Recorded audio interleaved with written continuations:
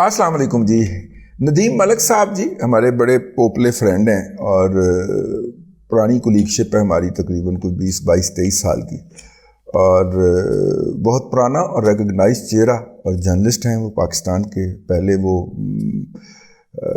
اخبار کے اندر تھے، اردو اخبار میں تھے، پھر انگریزی میں آئے بزنس ریکارڈر میں، پھر بزنس ریکارڈر سے وہ جو تھے وہ پی ٹی وی کے اوپر جب شروع کا کرنٹ افیئر کے پروگرام شروع ہوئے تو رات 10 بجے وہ بہت اچھے پروگرام کیا کرتے تھے. پھر CNBC میں آ گئے، ہمارے ساتھ رہے، پھر وہ سما میں چلے گئے اور بھی بہت ساری جگہوں پہ گئے. ٹھیک ہے، تو ندیم ملک صاحب جو ہیں وہ جو آج میں رہے، میرا خیال آج میں بھی رہے ہوں گے، بل مختلف جگہوں پہ رہے جی. ندیم ملک صاحب کا پروگرام تھا اور اس میں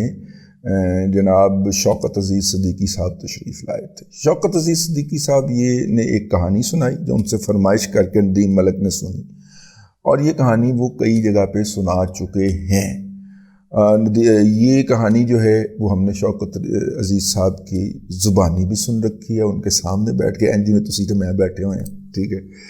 یہ کہانی ہم نے شوکت عزیز صدیقی صاحب سے راولپنڈی بار ایسوسیشن میں بھی سن رکھی ہے. یہ کہانی جو ہے وہ ہم نے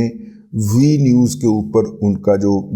ہفتہ وار انٹرویو ہوتا ہے یا اس کو آپ پوڈ کاسٹ کہتے ہیں اس میں بھی سن رکھی ہے. یہ کہانی ہم نے بہت ساری جگہ پہ ان کی سن رکھی. ٹھیک ہے، تو یہ کہانی جو ہے یہ بہت ہی جسے کہنا چاہیے انٹرسٹنگ کہانی، پرانی کہانی. ٹھیک ہے، تو خیر ہم نے ان کو یہ کہانی بتائی، اور یہ کہانی جو تھی یہ اللہ آپ کا بھلا کرے، عمران احمد خان نیازی کے جو مینٹور، ان کے محافظ، ان کے نرچر، ان کے گرومر جو ہیں جناب جنرل فیض حمید صاحب جو ہیں، ان کے بارے میں ہے کہ کس طرح فیض حمید صاحب جو ہے وہ ان کو اپروچ کیا، ان کو عمرے کی مبارکباد دینے کے بہانے آنے کی گزارش کی. وہ انہوں نے بتایا کہ کس طرح CDA کے اندر کوئی صاحب کام کرتے ہیں، ان کے کوئی عزیز، تو ان کے ذریعے کہا کہ جی وہ عمرے کے لیے اجازت دینا کے لیے آنا چاہتے ہیں. اور پھر وہاں پہ انہوں نے ڈسکشن شروع کر دی اور انہیں آفر کی کہ جی ہم آپ کو جلدی چیف جسٹس بنا دیتے ہیں اور جناب یہ کر دیتے ہیں اور وہ کر دیتے ہیں، بس آپ اس بات کو انشور کریں کہ نواز شریف اور مریم نواز شریف صاحبہ کو جو سزائیں دی جائیں گی ان سزاؤں کے اوپر جو ہے وہ آپ نظر ثانی نہیں فرمائیں گے اور ان کو کم نہیں کریں گے. اب یہ جو پری کنڈیشن تھی اس کے اوپر جو تھے، کوئی بھی باضمیر شخص ہو وہ اڑ سکتا ہے، مطلب وہ نہ ثاقب نثار ہو نہ کوئی اور ہو، جو کوئی باضمیر شخص ہوگا تو وہ کہے گا یار یہ اس طرح کی کمٹمنٹ نہ کریں، اگر وہ رہا ہوتا ہوا تو میں کیسے اس کو کر سکتا ہوں، میں نے اللہ کو جان دینی ہے. ٹھیک ہے نا، کہنے کو سے اللہ کو جان جو ہے وہ ان کے وہ افریدی نے دینی ہوتی ہے، وہ کی نہ آئے ہوتا چولہ جان اللہ کو دینی ہے. ہوں کہنا وہ تو انہوں نے لے کے آئے سی ہیروئن، ہوں سارے مکری جا رہے ہیں اپنے اپنے کرائم تو. ٹھیک ہے، یہ وہ شریک جرم ہیں جو مخبری کرتے ہیں لیکن انہیں پتہ نہیں ہوتا، انہیں خبر نہیں ہوتے لٹیروں کے ٹھکانوں کی، لیکن یہ وہ شریک جرم ہے جو ہر جرم کی مخبری کرتے ہیں کہ یہ جرم ہم نے اس لیے کیا کہ یہ تو مجھے باجوہ نے کہا تھا، یہ جرم میں نے اس لیے کیا یہ تو مجھے ثاقب نثار نے کہا تھا. ٹھیک ہے، اور تم جڑا سنا وہ روٹی نو چوچی کہندا سے آہو ایڈا تو معصوم. تو خیر وہ شوکت عزیز صاحب نے، جسٹس شوکت عزیز صدیقی صاحب نے وہ کہانی ایک دفعہ پھر دہرائی. اچھا ہم بھی سن کے چپ ہو جاتے، لیکن وہ اتنا کلپ کوٹ کر کے جناب نواز شریف صاحب نے اپنے اس کے اوپر لگایا، اور کافی دنوں کے بعد نواز شریف صاحب نے یہ کیا، اس کو ٹویٹ کیا. اور چونکہ وہ بلو ٹک ہے ان کے پاس تو لمبا ٹویٹ بھی کر سکتے ہیں اور لمبا کلپ بھی لگا سکتے ہیں، اور انہوں نے اس کا پورا فائدہ اٹھایا. ٹھیک ہے، اور اس کے اوپر نواز شریف صاحب نے لکھا یہ ویڈیو ملاحظہ فرمائیں، یہ ہے پاکستان کی تباہی کی اصل سازش. وہ جو اس نے کہا تھا نا فیض حمید نے کہ اس سے تو ہماری محنت ضائع ہو جائے گی، 2 سال کی محنت ضائع ہو جائے گی، پتہ نہیں کیڑی محنت کی تھی، لیکن اس کے اوپر اب نواز شریف صاحب اس ویڈیو کو لگا کے اس کے اوپر لکھ رہے ہیں یہ ویڈیو ملاحظہ فرمائیں یہ ہے پاکستان کی تباہی کی اصل سازش، منتخب وزیر اعظم کے خلاف سازش رچانے، وزارت عظمیٰ سے ہٹانے اور سزا دینے میں ثاقب نثار اور ان کا بینچ، نیب کورٹ کے جج محمد بشیر، جنرل قمر جاوید باجوہ اور جنرل اب لٹائر فیض حمید، وہ بھی لٹائر، پچھلا بھی لٹائر، جنرل لٹائر فیض حمید ملوث ہیں۔ چیف جسٹس آف پاکستان ہر چھوٹی سے چھوٹی بات کا سو موٹو نوٹس لیتے ہیں، تو کیا پاکستان کے ساتھ ہونے والے اس بھیانک ظلم پر بھی کوئی از خود نوٹس لیا جائے گا؟ سوالیہ نشان۔ کیا یہ مجرم کبھی عدالت میں بلائے جائیں گے؟ سوالیہ نشان۔ کیا جنرل فیض حمید اور ثاقب نثار سے پوچھا جائے گا کہ جسٹس شوکت عزیز صدیقی کو بینچ سے کیوں ہٹایا گیا؟ جنرل فیض حمید نے جسٹس شوکت عزیز صدیقی کے گھر 2 مرتبہ جا کر کیوں کہا کہ نواز شریف اور مریم نواز شریف کو سزا دینا قومی مفاد میں ہے، اور اگر انہیں ضمانت ملی تو ہماری 2 سال کی محنت ضائع ہو جائے گی؟ آگے سوالیہ نشان۔ یہ 2 سال کی محنت کیا تھی اور نواز شریف کو سزا دلوانے میں کون سا مفاد تھا؟ ٹھیک ہے، شکر ہے میاں صاحب بولے نے، پہلے تے بولن دی ذمہ داری میرے ورگے نہ کو تو آنکھاں تے آتے سی۔ کہتے ہیں یہ 2 سال کی محنت کیا تھی اور نواز شریف کو سزا دلوانے میں کون سا قومی مفاد تھا؟ کیا جنرل فیض حمید سے پوچھا جائے گا کہ جسٹس صدیقی کو کیوں کہا کہ نیب کورٹ میں سزا تو ہونی ہی ہونی ہے اور اب صرف سزا کی مدت طے ہونا باقی ہے؟ ان کو کیسے معلوم تھا کہ سزا تو ہونی ہی ہونی ہے؟ کیا جج محمد بشیر سے پوچھا جائے گا کہ جنرل فیض حمید کو کیسے علم تھا کہ سزا تو ہونی ہی ہونی ہے؟ کیا انور کانسی سے سوال کیا جائے گا، جو اس وقت کا چیف جسٹس تھا اسلام آباد ہائی کورٹ کا، ایک کرپٹ اور گھٹیا ترین آدمی تھا، اس کی ویڈیو شیڈیو سب کچھ تھی اور بلیک میل ہوا، اس کو کہتے تھے چھٹی پہ چلا جا، وہ بندر کی طرح چھٹی پہ چلا جاتا تھا، اس کو کہتے تھے تم نے یہ کیس نہیں سننا، وہ باندر کی طرح الٹی ٹپوسی مار کے کہتا تھا میں نے نہیں سننا۔ یہ اس انور کانسی کی بات ہو رہی ہے۔ یہ آپ سمجھ لیں کہ وہ اپنا جو ہے چیئرمین سینٹ کیا نام ہے، اس سے کوئی 10 درجے بڑی شے تھی اس معاملے کے اندر۔ جی، کیا جج محمد بشیر سے پوچھا جائے گا کہ جنرل فیض حمید کو کیسے علم تھا کہ سزا تو ہونی ہی ہونی ہے؟ کیا انور کانسی سے سوال کیا جائے گا کہ انہوں نے جسٹس صدیقی کو کیوں بینچ سے ہٹایا اور کہا کہ خاموش رہیں،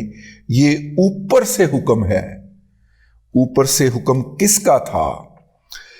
کیا اعجاز الاحسن سے بھی پوچھا جائے گا؟ وہ مستقل نگران جج یار ہر جگہ دے ہوتے ہیں، ساڑھے گھر دے باہر، میرا مطلب ہے کہ وہ گٹر صاف ہو رہا سی تو میں انج ویکھدا رہا کہ کتے اعجاز الاحسن نگرانی تے نہیں کر رہے، ہر کام کی نگرانی کر رہے ہوتے ہیں موصوف، ہر دور کے نگران جج جو ہے۔ تو کیا جسٹس اعجاز الاحسن سے پوچھا جائے گا کہ انہوں نے بطور مانیٹرنگ جج اس انصاف کے قتل میں کیا مانیٹرنگ کی تھی جو آج تک چلتی ہی جا رہی ہے؟ کیا جنرل باجوہ سے پوچھا جائے گا کہ ان کی سرپرستی اور ناک کے نیچے جنرل فیض یہ سب کچھ کیسے کرتا رہا؟ یہ ٹویٹ کی ہے جناب میاں محمد نواز شریف صاحب، ٹھیک ہے، انہوں نے اپنے پرسنل ٹویٹر اکاؤنٹ سے ٹویٹ کیا ہے اور نیچے وہ کلپ لگایا ہے۔ اس کی ٹائمنگ بڑی کمال کی ہے۔ جس وقت نواز شریف صاحب نے یہ ٹویٹ فرمائی ہے تو ان کے چھوٹے بھائی میاں محمد شہباز شریف صاحب جو ہیں اس وقت ان کے پاس موجود ہیں، اور جس وقت آپ یہ ولاگ دیکھ رہے ہوں گے اس وقت ان کی کوئی میٹنگ بھی چل رہی ہوگی جس کے اندر وہ پاکستان میں مستقبل کے سیاسی صورتحال کا کریں گے۔ اگرچہ ممتاز بھٹی صاحب کا خیال ہے کہ الیکشن جو ہے اس کو ارلی کرانے کے لیے بھائی کو منانے گئے ہیں، یہ انہوں نے خبر دی ہے، ان کی ایکسکلوسیو خبر ہے، میں ان کی ایکسکلوسیو خبر کا احترام کرتا ہوں، لیکن میرے اندر بھی ایک چھوٹا سا میٹر لگا ہوا ہے جرنلسٹ کا، ٹھیک ہے، جو خبر کو اس کے پیرامیٹر پہ ماپتا ہے کہ یار یہ خبر جو ہے یہ اس کے اندر کوئی کام خراب لگتا ہے تو میں اس خبر سے ایگری نہیں کرتا کہ وہ بھائی کو منانے گئے ہیں کہ آپ سپتمبر کے اندر جو ہے کہ الیکشن سے دستبردار ہو جائیں اور اگست میں ہم الیکشن کروا لیں، کیونکہ پی ایم ایل این کا 1 پوائنٹ ایجنڈا ہے کم وقت میں اس کے تحت تو الیکشن نہیں کروانے، اس کے ہوتے ہوئے الیکشن نہیں کروانے، جس کا نام عمر عطاب بندیال ہے، ٹھیک ہے۔ ہاں ایک صورت ہو سکتی ہے عمر عطاب بندیال ریزائن کر دیں تو پھر کل کے کلاتے آج الیکشن کروا لیں، عمر عطاب بندیال ریزائن کر دے اگلے دن اسمبلیاں ٹوٹ جائیں گی، ٹھیک ہے۔ یہ پی ایم ایل این کے احباب جو ہے ہمیں بتاتے ہوئے پائے جا رہے ہیں۔ تو ایک تو یہ ہے کہ اس کی ٹائمنگ بڑی امپورٹنٹ ہے۔ میاں نواز شریف صاحب سے بہت سارے لوگوں کی توقع تھی کہ بھائی ملیں گے اور بھائی جو ہے وہ یہ کریں گے اور بھائی وہ کریں گے۔ نواز شریف صاحب نے اس ٹویٹ کے ذریعے ایک بڑا لمبا ایجنڈا جو ہے وہ اس ملک کو کی حکومت کو اسٹیبلشمنٹ کو پکڑا دیا ہے، اور وہ ایجنڈا کیا ہے؟ ڈیٹیل ایجنڈا ہے، 1 پوائنٹ ایجنڈا ہے کہ یہ چول جو ہے یہ مجھے پاکستان نہیں آنے دے رہا، عدلیہ اور اس کے سربراہ یہ مجھے پاکستان نہیں آنے دے رہا، لہٰذا میرا سر لیوں بغیر ان پاکستان نہیں آنا۔ 1 پوائنٹ ایجنڈا ہے گائی کہ دیکھو، مطلب دیکھیں ٹارگٹ کون ہے۔ ٹارگٹ جو ہے ہمارے امداد سومرو صاحب فرماتے ہیں کہ نواز شریف نے ایک تو رستہ کھول لیا تھا، اور وہ تھا کارروائی کرنے کا پرویز مشرف کے خلاف، اور اب یہ ہو نہیں سکتا کہ فیض حمید اور جنرل باجوہ کے خلاف جو ہے وہ کارروائی نہ ہو اور ان کا پرویز مشرف نہ بنایا جائے۔ اب کی بار جو ہے پاکستان کی سویلین اسٹیبلشمنٹ جو ہے وہ جرنیلوں کے خلاف کارروائی کرنے میں 4 ہاتھ آگے جائے گی، اور اگر جنرل عادل راجہ کی اس بات کو مان لیا جائے کہ فوج کے اندر جو ہے وہ باجوہ سے بڑی نفرت پائی جاتی ہے، تو پھر یقیناً فوج سے ری ایکشن تو نہیں آئے گا نا، کیونکہ فوج کے اندر تو نفرت پائی جاتی ہے۔ تو بھلے اس کو اس کے بیٹے کے پاس بھیج دیں، اگرچہ مشرف نے اپنے بیٹے کے پاس امریکہ جانا قبول نہیں کیا تھا، اور اس نے دبئی کے اندر سر کے اوپر کپ رکھ کے، سر کے اوپر وہ کیا آتا ہے گلاس رکھ کے ناچ کے مرنا قبول کیا ہے، لیکن اس کا تو بیٹا دبئی میں سیٹل ہے نا، اپنا کی نام ہے جنرل قمر جاوید باجوہ کا بیٹا جو ہے وہ تو وہیں پہ سیٹل ہے۔ اس کہا جاتا ہے کہ ان کے کوئی امیڈیٹ رشتہ دار جو ہے وہ پاکستان میں نہیں ہے، وہ انہوں نے اپنے ہوتے ہوئے ہی آفیشیل اسائنمنٹ پہ ہی نکالا، لیکن پاکستان سے نکال دیا تھا، اور اپنے بچوں کو بھی، اپنے دمادوں وغیرہ سب کو، جو بھی سلسلہ ہوگا وہ انہوں نے نکال دیا تھا۔ لے دے کے رہ جاتا فیض حمید، کیونکہ اس نے 22,000 ایکڑ زمین کے اوپر قبضہ کر لیا ہوا ہے، اور جن کی زمینوں پہ قبضہ کیا ہے خاندانی زمینوں پہ، وہ عدالتوں کے چکر لگا رہے ہیں۔ تو فوج کتنی دیر تک اپنے ایسے کسی جرنیل کو بچائے گی، اور کب تک؟ مطلب کہ اور کوئی 8-10 سال کے اندر جنرل فیض حمید کے جتنے ابلائج کیے ہوئے لوگ ہیں وہ ریٹائر ہو کے گھروں کو چلے جائیں گے، تو پھر تو وہ لوگ اپنی 22,000 ایکڑ زمین واپس لیں گے نا۔ 120 سے 22,000 ایکڑ بنی، نہیں سوری 2200، 120 ایکڑ زمین تھی، اور یہ جو ہے ہمارا علاقہ، اپنا یہ جو علاقہ ہے پہاڑی علاقہ پوٹھار کا علاقہ جو ہے، پوٹھار کے علاقے میں 120 ایکڑ کیا بیچتی؟ ہاں اگر آپ کہیں کہ اکاڑا کے اندر 120 ایکڑ زمین ہے، یا پاک پتن کے اندر 120 ایکڑ زمین ہے، یا آپ کہیں چیچا وطنی میں 120 ایکڑ زمین ہے، تو وہ تو اس کا مطلب ہے کہ آپ پھر بلینئر ہیں، ٹھیک ہے۔ لیکن پوٹھار کے علاقے کے اندر 120 ایکڑ زمین پائیں، بندے نے نال چھوٹی موٹی نوکری کرنی پہ آ جاتی ہے سفید پوشی کے بھرم برقرار رکھنے کے لیے۔ 120 ایکڑ کی اتنی اوقات ہوتی ہے، تو 120 ایکڑ سے 2200 ایکڑ زمین کیسے بنی؟ ٹھیک ہے۔ تو خیر جنرل فیض حمید صاحب کے خلاف کارروائی کا، جنرل فیض کے خلاف کارروائی، اپنا جنرل باجوہ کے خلاف کارروائی کا، اور جناب عدلیہ کے جو بڑے بڑے نام ہیں جو ہر نگرانی میں پیش ہوتے ہیں، اس سب کے خلاف چارج شیٹ جاری کی ہے نواز شریف نے، اور یہ چارج شیٹ جاری کر کے اس نے کہا ہے کہ شام تک کی ملاقات کے اوپر، کل شام تک، یہ کل جاری کی تھی نا، تو انہوں نے کہا کل شام تک کی جو ہماری ملاقات ہے اس کے اوپر آپ کوئی بھی تکے بازی کرنے کی بجائے اصل میں ایجنڈا یہ ہے۔ تو یہ نواز شریف کا ایجنڈا ہے، جس کو زیادہ تفصیل میں وہ اپنے چھوٹے بھائی کو سمجھائیں گے، اور ان کو اس اسائنمنٹ پہ واپس بھیجیں گے کہ جا کے اس کے اوپر عمل شروع کریں۔ ٹھیک ہے،